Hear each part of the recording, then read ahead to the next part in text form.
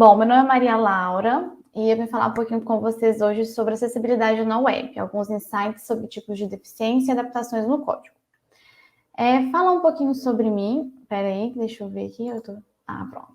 Sou bacharel em matemática pelo FMG, sou mineira também, igual as meninas.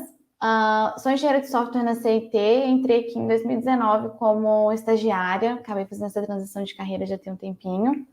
E estou aqui, firme e forte, compondo esse time feminino aí bem bacana. Coloquei os meus arrobas, se vocês quiserem me procurar no LinkedIn, no Instagram, podem me mandar mensagem, perguntando qualquer tipo de pergunta que vocês tiverem, seja sobre carreira, seja sobre CIT, ou sobre aqui o tema que eu trouxe para vocês hoje. Eu estou aqui do lado com duas telas, então se alguém tiver alguma dúvida, eu vou dar uma acompanhada aqui, vocês perguntam que assim que eu conseguir, eu vou respondendo, tá certo? Bom, então vamos começar, que o assunto hoje está muito legal, eu espero que vocês gostem. Vocês sabiam que 15% da população mundial é de pessoas com deficiência? Até o século XIX, PCDs eram vistos como pessoas não funcionais, então eram pessoas que eram excluídas, segregadas, escondidas mesmo, as famílias elas tinham uma certa vergonha, e aí essas pessoas elas eram não consideradas da família e elas não tinham acesso a estudo, a nada disso. Já no século XX, só um minutinho, gente, tem alguma coisa aqui. Apareceu uma mensagem aqui, desculpa. Já no século XX, a pessoa com deficiência passa a ser a deficiência, né, passa a ser vista como uma doença. E aí, agora, nesse momento, a pessoa ela deixa de ficar ali, né, excluída, ela passa a ser meio que um fardo, assim, para a família, o que é uma coisa muito, assim, triste, né? E aí a gente só tem essa mudança de percepção do que é deficiência, oh, meu Deus, a partir do ano de 1981, que foi quando a ONU estabeleceu o Ano Internacional das Pessoas com Deficiência. E aí, nesse momento, a gente tem uma grande alteração e a pessoa passa a ser vista como cidadã, o que é muito interessante porque a gente começa a ter movimentos e leis que vão garantir a igualdade nas oportunidades para as pessoas PCDs. E aqui no Brasil não foi diferente, né? Ali naquele momento, a gente já começa a ter algumas leis. Aqui no Brasil, a primeira lei data de 1998, em relação a Libras, não, perdão, como é que chama, gente? Ao Braille. Então, era uma lei, assim, bem, bem bobinha, assim, foi muito importante, mas ainda não era um estatuto, né? Esse estatuto veio ali em 2015, que aí sim, a gente tem um estatuto bem parrudo, que é uma lei brasileira de inclusão da pessoa com deficiência. E aí eu queria trazer para vocês aqui hoje um artigo dessa lei, que é o artigo 63, que ele fala que toda e qualquer empresa que tem sede ou representação aqui no Brasil, ela precisa ter acessibilidade nos seus sites, tá certo? E aí a parte mais importante que está ali no final, que é o seguinte, garantindo... Apareceu uma mensagem, eu fui para outra sala. Mas você voltou. Isso importa. Eu também ouvi, falei, gente, tem alguma coisa errada. Mas então tá tudo bem. Beleza, vamos seguir. Bom, então uma parte importante desse artigo, no finalzinho ele fala o seguinte, que a gente tem que garantir, né, o acesso às informações disponíveis conforme as melhores práticas e diretrizes de acessibilidade adotadas internacionalmente. O que isso significa? A gente tem o WCAG, que é o Web Content Accessibility Guidelines. O WCAG é um guia que foi criado pela WAI, que é o Web Accessibility Initiative, através da W3C, e é a principal organização internacional de padrões da web, tá certo? Esse nosso guia, ele tem a gente tem 4 pilares com 4 camadas, digamos assim. A gente tem os princípios, a gente tem suas recomendações, os critérios de sucesso e suas técnicas. A gente vai passar um pouquinho por todos eles, tá bom? Então, o primeiro princípio é o princípio perceptivo. Então, todas as informações e os componentes têm que ser perceptíveis para os usuários. Então, qual a recomendação para a gente fazer isso? A gente tem que fornecer alternativa textual para qualquer conteúdo não textual. Ou seja, se a gente tem um vídeo, se a gente tem um áudio, é importante transcrever, é importante passar para o usuário. Esse vídeo aqui, ele tem uma música, ela é uma música importante para entender o conceito, não é? Isso tudo tem que ser passado para o para o nosso usuário de alguma forma. Além disso, também fornecer alternativa, então, às vezes, a gente tem um áudio, então a gente tem que dar opção também para o usuário fazer a leitura daquele áudio. Outra coisa importante, a gente tem que sempre criar os conteúdos para serem apresentados de formas diferentes, sem que o usuário perca, né, a informação ou a estrutura. Além disso, a gente também tem que tornar mais fácil a visualização e edição de conteúdo. Então, é importante a gente separar as camadas de frente e de fundo. Então, por exemplo, a gente tem um vídeo, esse vídeo tem a nossa musiquinha assim, ambiente no fundo, então é importante a gente separar e permitir que o usuário separe, faça essa separação, para que ele consiga ter um aproveitamento mais interessante, se no caso foi importante para ele essa separação dessas camadas. O segundo pilar bem importante é o operável. Então, os componentes de interface, eles têm que ser operáveis. Então, quais são as recomendações? Todas as funcionalidades aí do nosso site têm que estar disponíveis para acesso via teclado. Mais à frente, vocês vão entender por que isso é muito importante. Além disso, a gente tem que promover também tempo suficiente para o usuário ler e usar todo o conteúdo. Tem muitos sites que a gente tem o usuário acessa, aí depois de 5, 6 segundos roda algum evento, alguma coisa diferente. É muito importante que esses segundos que a gente está deixando de intervalo seja o tempo suficiente para todos os usuários fazerem a leitura e utilizarem aquele conteúdo, tá bom? Além disso, não podemos projetar nenhum conteúdo, né, que pode causar ataque epilético, pelo amor de Deus, hein, gente? Isso é muito importante. E também promover forma do usuário navegar e localizar, né, os conteúdos e os componentes no seu site. O terceiro pilar é o compreensível, então a interface e a operação elas têm que ser intuitivas, gente, e compreensíveis. Isso é muito importante. O texto ele tem que estar legível e compreensível, então, assim, textos mais diretos, também tipografia. Evita utilizar tipografias muito doidas, assim, é bom a gente deixar isso o mais fácil possível para todo usuário poder fazer a leitura, tá bom? Além disso, as páginas elas têm que funcionar de forma intuitiva. Então, assim, se o usuário está navegando utilizando o teclado, não fica mudando o foco. Então, o usuário sai do header, vai lá para o footer. Isso não é legal. É importante que o usuário ele siga ali a nossa ordem da página, tá bom? E também é importante a gente ajudar o usuário a evitar e corrigir os erros que ele possa fazer, assim, à medida que for escrevendo algo, ou, não sei, na navegação, tá bom? E o último pilar, que é muito importante, é o pilar da robustez. O conteúdo tem que ser robusto o suficiente para ser interpretado pelos agentes de tecnologia assistiva. Então, a gente tem que a recomendação é sempre maximizar a compatibilidade entre os atuais e os futuros agentes, tá certo? Incluindo a tecnologia assistiva. Então, mais para frente a gente vai falar um pouquinho sobre o que é a tecnologia assistiva, tá certo? Então, para cada uma dessas recomendações, a gente tem os critérios de sucesso. Esses critérios, eles podem ser encontrados na internet, só vocês darem uma procurada. No final, lá no finalzinho eu coloquei uma bibliografia, e aí a gente tem um site do governo que mostra para a gente todos esses pontos, tá bom?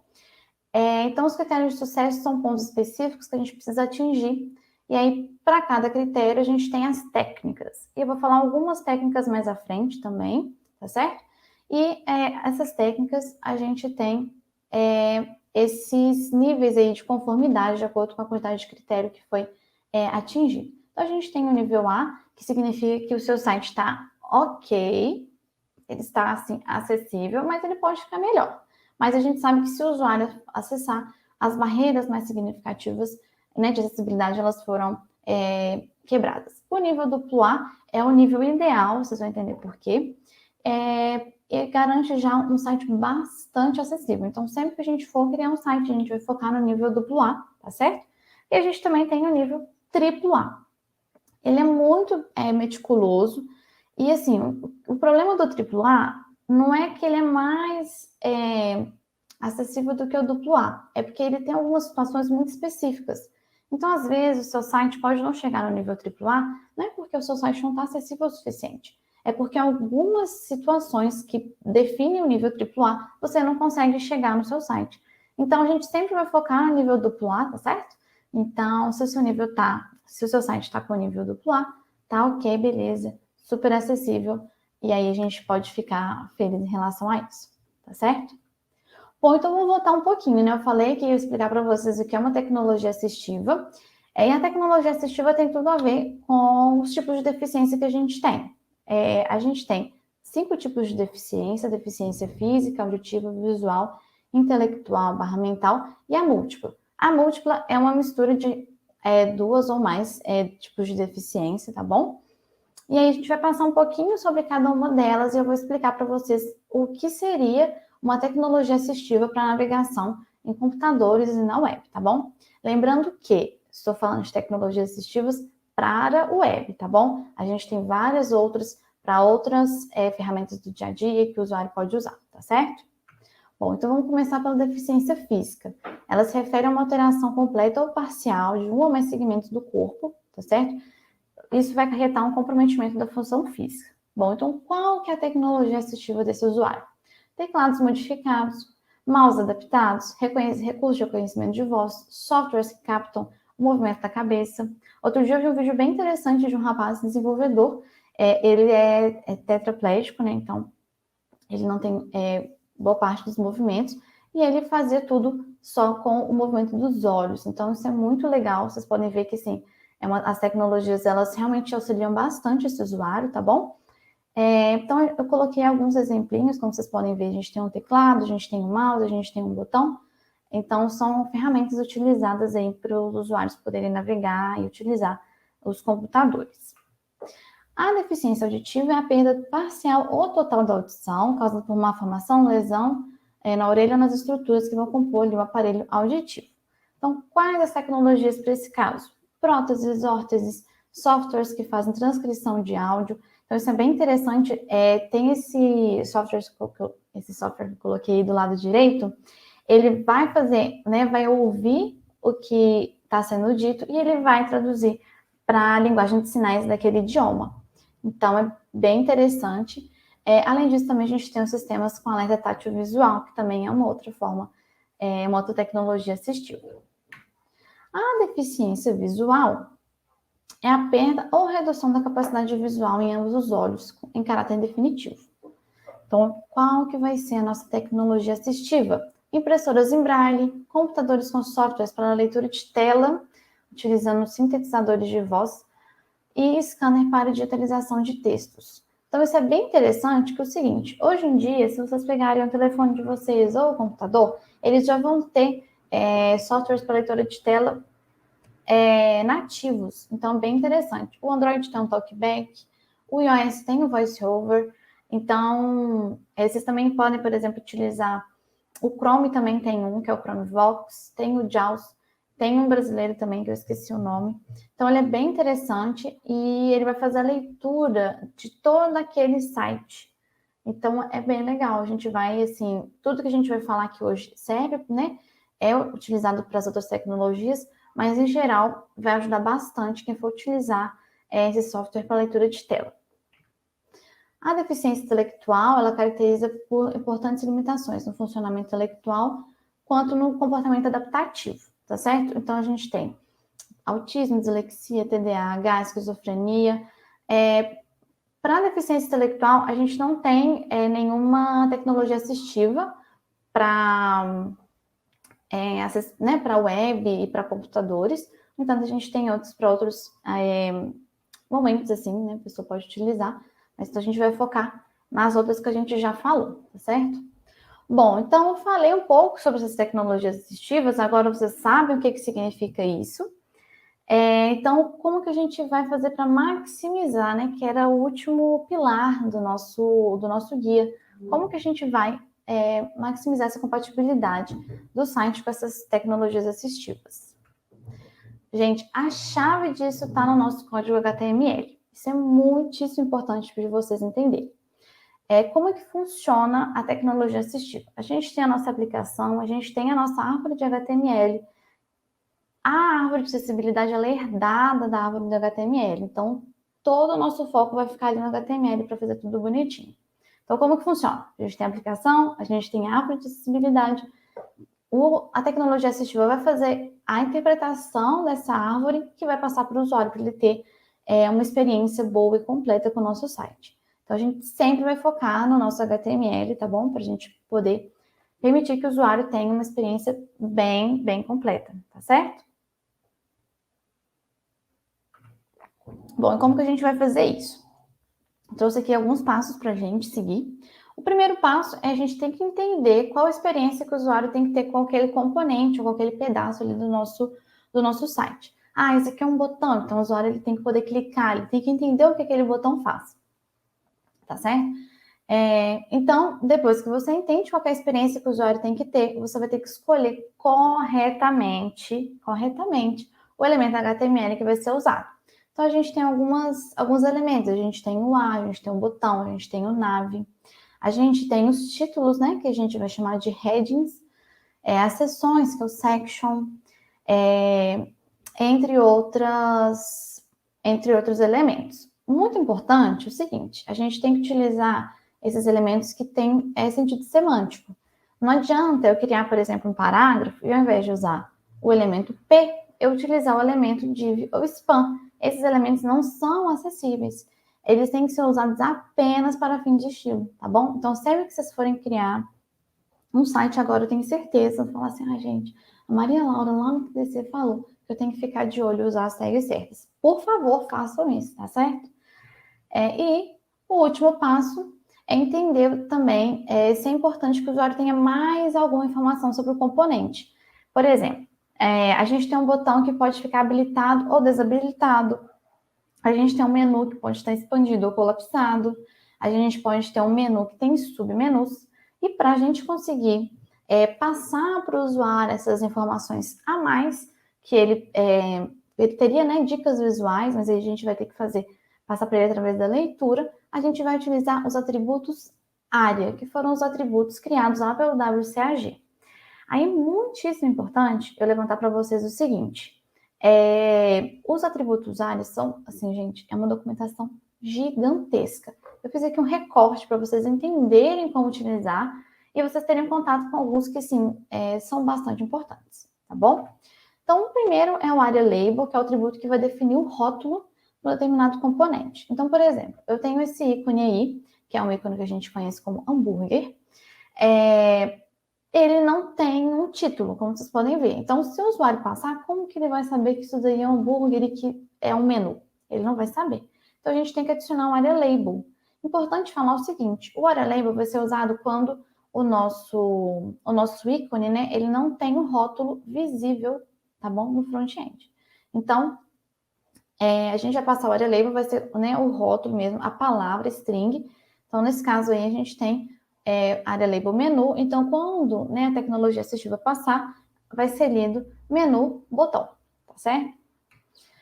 Outro área muito importante é o área labeled by, que ele tem a mesma ideia, que é trazer um rótulo. No entanto, ele vai ser usado quando o nosso rótulo ele está visível.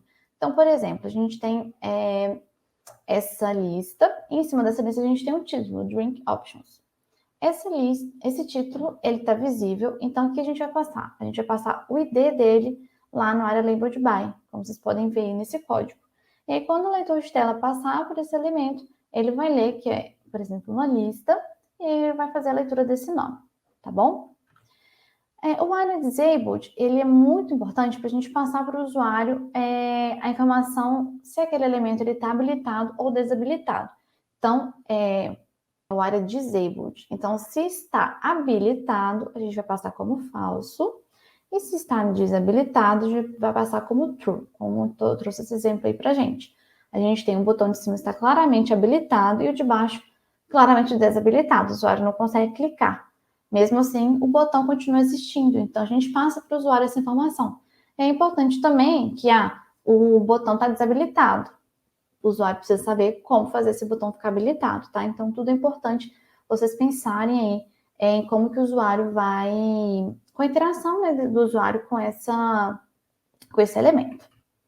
O área hidden, ele vai fazer o seguinte, ele vai retirar o elemento da nossa árvore de acessibilidade, mesmo que o elemento seja visível no nosso site. Então, por exemplo, eu tenho dois parágrafos, um está com área hidden false e o outro com área hidden true. Ambos vão aparecer no nosso site, só que o segundo não vai ser lido pela tecnologia assistiva. Isso é muito útil, por exemplo, se eu tenho uma imagem que não traz nenhum tipo de adição ao contexto, é só uma imagem ilustrativa, por exemplo. Imagens ilustrativas a gente não quer que o usuário leia, porque a gente não quer também poluir demais a leitura dessa tela, né, do nosso site. Então, o área hidden, por exemplo, ele pode ser importante nesse caso. O área res pop-up, que ele vai falar para o usuário se aquele elemento tem elementos filhos, então, por exemplo, ele é muito útil em menus. Como vocês podem ver, a gente tem aquela barra principal e a gente tem o item mensagens. Dentro desse item, a gente tem 4 subitens. Então, para avisar para o usuário que a gente tem subitens, né, nesse elemento mensagens, a gente fala que a gente passa como verdadeiro esse elemento área res pop-up, beleza? E aí uma parte muito importante, que é uma carta na manga, que é o Tab Index, que ele é um atributo global, então ele vai permitir que os elementos a gente vai permitir, né, que essa área de acessibilidade entenda como elementos para serem lidos ou não, mesmo aparecendo no front-end do site. Então, a gente tem 3 valores para o nosso Tab Index. A gente tem o Tab Index -1, o Tab Index 0 e o Tab Index 1. O Tab Index -1 ele vai retirar por completo esse elemento da árvore de acessibilidade. O Tab Index 0 ele vai incluir esse elemento que não vai ter um foco nativo na árvore. E o positivo, né, eu coloquei 1, mas pode ser qualquer valor positivo, ele vai reordenar esses elementos. Então, como que ficaria? A gente tem a primeira frase está com Tab Index 0, a segunda com Tab Index -1 e a terceira com Tab Index 1. Do lado esquerdo, a gente tem como vai ser lido no nosso HTML. É a mesma leitura, independente do Tab Index. Já lá na nossa árvore de acessibilidade, a gente tem uma reordenação. O elemento que está com o Tab Index 1, ele vai ser lido primeiro. E o que está com o Tab Index 0 vai ser lido logo em seguida. O que está com o Tab Index -1, ele nem aparece. Então, essa assim, o Tab Index vai ser muito importante para ajudar a gente a adicionar foco em elementos que não tem, tá certo? Mas a gente tem 3 coisas muito importantes para ressaltar. A gente tem que evitar ao máximo utilizar o Tab Index positivo, porque lá atrás, em um dos pilares lá da nossa documentação, eu falei que a gente não pode fazer com que o site fique... A gente tem que fazer o site ficar intuitivo. Então, se a gente fica mudando a ordem da página, o site não vai ser intuitivo, vai atrapalhar a experiência do usuário. Não é isso que a gente quer, tá bom? A gente vai evitar utilizar o Tab Index em elementos não interativos para torná-los interativos. Sempre focar em escrever um HTML certo desde o início, tá bom? Porque aí você não vai ter que ficar usando o Tab Index.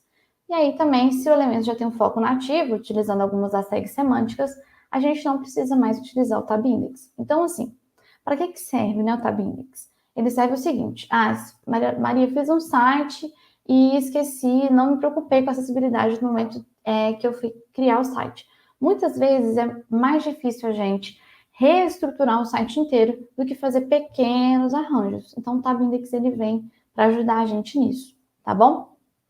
Não é para sair criando sites usando divs como P's, tá certo? Mas é importante para te ajudar e te ajudar mesmo a trazer acessibilidade para sites já criados, tá certo? Bom, uma parte muito importante também, né, de criar um site acessível são as dicas visuais. Então, por exemplo, o usuário ele tem que saber onde que ele está navegando. Vamos supor que ele está usando só o teclado para navegar. Se ele for dando tab, ele precisa navegar em todos os elementos que são clicáveis, sejam botões ou links. Basicamente são esses 2 elementos. Ou menus, né? Então, como é que a gente vai fazer? O usuário tem que saber onde que ele está. Então, a gente vai evitar utilizar o Outline None. Se for necessário utilizar o Outline None, lá no nosso CSS, é importante que você mostre para o usuário de outra forma que ele está ali naquele elemento. Seja aplicando um foco, não sei, mas é importante você pensar nisso e ter essa empatia mesmo de demonstrar para o usuário onde que ele vai estar. Outra parte importante é o Visibility Hidden, é uma propriedade de CSS que vai retirar o elemento do front-end. Só que o problema é que ele vai tirar do front-end, mas não vai tirar da árvore de acessibilidade. Isso é muito ruim, porque na árvore de acessibilidade a gente não pode fazer a leitura de elementos que não são visíveis no front-end. Então, por exemplo, eu trouxe um exemplo no HTMLzinho para vocês verem. O elemento sumiu lá do front-end, mas ainda está na acessibilidade. Para isso não acontecer, a gente vai evitar de usar o Visibility Hidden, a gente vai priorizar o Display None, tá certo? Mas eu entendo, às vezes o seu site, por algum motivo, precisa do Visibility Hidden. Então, se for o caso, adiciona um Area Hidden nesse seu elemento para tirar esse elemento da árvore de acessibilidade. Aí vai ficar tudo certo, que não vai aparecer nem no front e nem lá na acessibilidade, tá bom? É muito importante, até uma, né,